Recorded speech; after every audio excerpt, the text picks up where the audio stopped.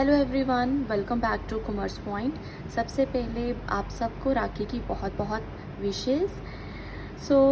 आज के इस टॉपिक में हम डिस्कस करेंगे प्रोजेक्ट सिलेक्शन मॉडल को, राइट। प्रोजेक्ट को कैसे सिलेक्ट करना है, कैसे नहीं, उसके लिए हमारे पास ना कुछ मेथड्स होते हैं, कुछ मॉडल्स रहेंगे। तो दो तरह के मॉडल होते हैं, एक है नॉन न्यूमेरिक, एक है न्यूमेरिक। नॉन न्यूमेरिक का मतलब है कि आपको कोई कैलकुलेशन नहीं करनी, कोई ये सब्जेक्टिव है, राइट। को बिना किसी कैलकुलेशन के आप प्रोजेक्ट को सिलेक्ट करते हैं। न्यूमेरिक वो होते हैं जिसमें आपके पास कुछ क्वांटिटेटिव डेटा होगा जिसको आप एनालाइज करेंगे और उसके रिजल्ट के बेसिस पर डिसाइड करेंगे कि प्रोजेक्ट को सिलेक्ट करना है कि नहीं करना, राइट। नॉन न्यूमेरिक में हमारे पास, आज नॉन न्यूमेरिक करवाती हूँ आपको इस वीडियो में, ठीक है। अगली वीडियो में हम न्यूमेरिक कर लेंगे।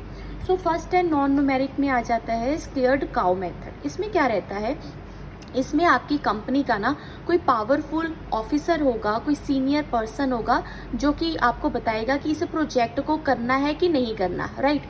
अगर तो उस पावरफुल पर्सन ने आपको कह दिया कि ये प्रोजेक्ट करना है, तो चाहे बाकी की सिचुएशन वर्स ही हो, फेवरेबल ना हो, स्टिल आपको क्या करना पड़ेगा, उस प्रोजेक्ट को कंटिन्यू करना पड़ेगा, राइट।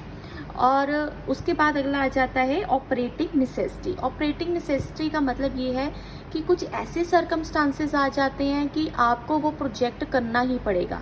एग्जाम्पल के लिए कोरोना के टाइम पर इतने सारे पेशेंट जो थे वो बीमार थे और हॉस्पिटल्स में स्पेस नहीं थी, तो जिसके चलते हुए बहुत जल्दी बहुत कंट्रीज़ ने जो है पोर्टेबल हॉस्पिटल्स इस्टेब्लिश कर दिए, ठीक है। पोर्टेबल हॉस्पिटल्स को इस्टेब्लिश करना एक एग्जाम्पल है operating any project in the time of necessity, ठीक है। तो इस तरह से अगर आपका कोई प्लांट है जहाँ पर आपको फ्लड का खतरा रहता है, ठीक है, उस टाइम पर भी आप किसी प्रोजेक्ट को अंडरटेक कर सकते हैं।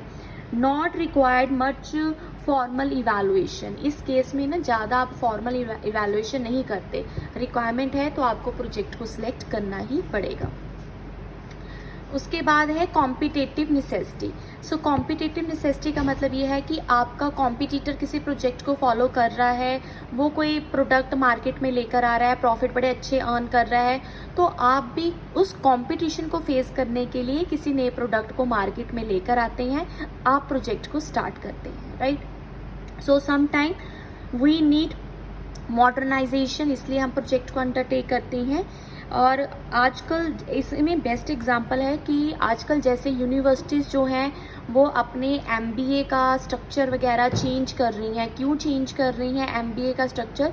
सो दैट करंट रिक्वायरमेंट के अकॉर्डिंगली वो चल सके। जो नई यूनिवर्सिटीज़ आ रही हैं, जो नए कंपनीज़ की जो रिक्वायरमेंट चेंज हो रही है, उनको वो फेस कर सके, राइट।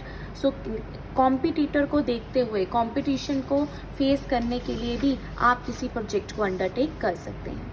उसके बाद है प्रोडक्ट लाइन एक्सटेंशन।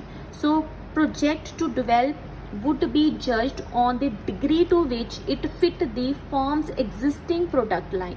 आप already at present कोई प्रोडक्ट मैन्युफैक्चर कर रहे हैं और आपको लगता है कोई दूसरा प्रोडक्ट मैन्युफैक्चर करने से आपका जो प्रोडक्ट लाइन है उसमें बड़ी अच्छे से वो प्रोडक्ट जो है सूटेबल है, राइट। लाइक आपकी कंपनी शैम्पू मैन्युफैक्चरिंग कर रही है और आपको लगता है कि कंडीशनर या लीव ऑन सीरम को मैन्युफैक्चर करना वो आपकी एग्जिस्टिंग प्रोडक्ट लाइन में बहुत अच्छे से सूट करता है, आप नए प्रोडक्ट को मैन्युफैक्चर करेंगे, ठीक है।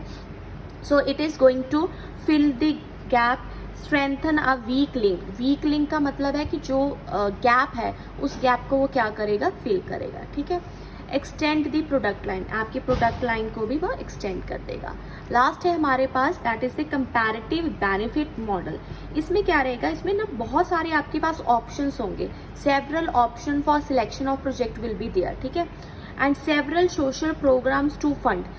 ये एग्जाम्पल है, जैसे गवर्नमेंट के पास ना बहुत सारे प्रोग्राम्स हैं जिसमें वो फंड्स इन्वेस्ट कर सकते हैं, राइट। इस केस में क्या रहता है, आप प्रोजेक्ट को ना अलग अलग कैटेगरीज में डिवाइड कर देते हैं प्रोजेक्ट के मेरिट के बेसिस पर। वहाँ से क्या आपको बेनिफिट हो रहा है, आप प्रोजेक्ट को अलग अलग कैटेगरीज में डिवाइड कर देंगे, गुड, फेयर एंड पुअर। इसके आगे भी आप फर्दर इसको कैटेगराइज कर सकते हैं, जैसे A+, A minus, B minus, उसी तरह से फेयर प्लस, फेयर माइनस, ठीक है, अलग अलग कैटेगरी में डिवाइड कर देंगे। तो ये क्वेश्चन बहुत ही इंपॉर्टेंट क्वेश्चन रहता है। अगर आप चाहे MBA के स्टूडेंट हैं, प्रोजेक्ट मैनेजमेंट अगर आपको है, तो ये क्वेश्चन ना बड़ा ही इंपॉर्टेंट है। On what basis you will select a particular project. So कुछ मॉडल्स रहते हैं, कुछ नॉन न्यूमेरिक रहेंगे, कुछ न्यूमेरिकल रहेंगे, ठीक है। न्यूमेरिकल में PV रेशियो है, we will discuss it later on.